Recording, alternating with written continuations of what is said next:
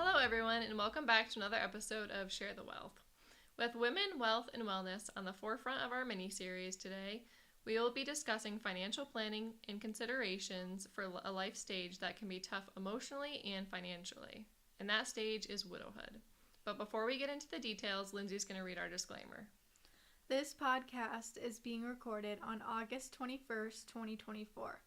The contents of this podcast are strictly for informational purposes only, and nothing said should be taken as investment, tax, or legal advice.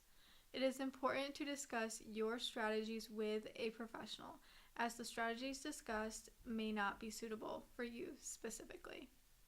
Although talking about this stage of life can be challenging, your finances are what you're going to rely on. So financial planning is essential, especially if you are a widow. It's worth noting that women often outlive their spouses given to their life expectancies. Widowers face numerous challenges financially in addition to their emotional loss after losing a spouse.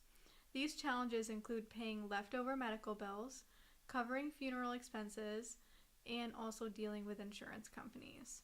Additionally, many must confront the uncomfortable reality of the drastically changed financial future. With that being said, here are a few steps that you can take to navigate emotionally and financially through widowhood. When it comes to your immediate steps, first you will want to notify relevant parties.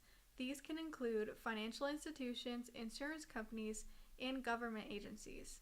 It is really important to inform all of these things about the recent death. Next, you'll want to obtain the death certificate. Get multiple certified copies of the death certificate for any legal and financial processes that you might incur.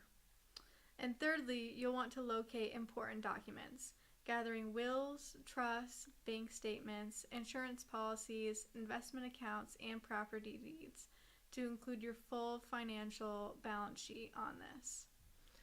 So how does this all play into your overall financial plan? First, what you're going to want to do is assess your current financial situation. Review all your assets, liabilities, income, and expenses, create that comprehensive list, and then look forward. After you create that comprehensive list and have that balance sheet in the back of your mind, you'll want to claim life insurance and benefits. File claims for those life insurance policies, Social Security, survivor benefits, pensions, and other applicable benefits. Next, review your joint accounts that you had. Determine what happens to those joint accounts and what necessary changes might need to be made to the ownership. When it comes to the estate settlement, you'll firstly want to execute the will. Make sure you work with an attorney to probate the will and ensure the deceased's wishes are carried out. You can also reflect back to your financial advisor and ask them for help as well. Next, you'll want to look at paying off the debts and any taxes that are outstanding. Settle any outstanding debts and understand the tax implications that might occur with them. For your long-term planning, you'll want to reassess your budget and expenses. Adjust your budget to affect the changes in income and expenses. Then take a look at your investment and your saving strategies. Reevaluate these strategies and make sure that they are aligning with your new financial situation. Then you'll want to update your legal documents. Updating your own will, powers of attorney, and beneficiary designations. As we've mentioned before, this can be a challenging topic, so make sure you're looking for that professional guidance. You can look towards your financial advisor for help. Consider hiring them as they help navigate those complex financial decisions.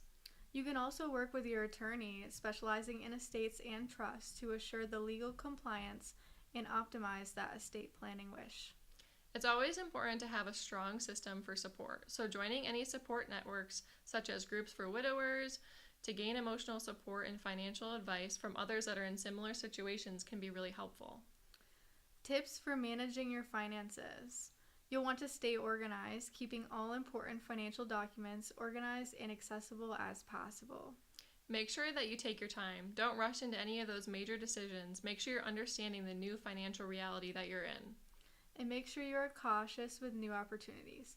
Be wary of unsolicited financial advice or offers. Make sure you seek advice from trusted professionals only. Although we know this can be a challenging time, both financially and emotionally, we hope that you find these to be useful steps guiding you in the process. We hope you enjoyed this episode and be sure to stay tuned for more. And as always, don't forget, share the wealth.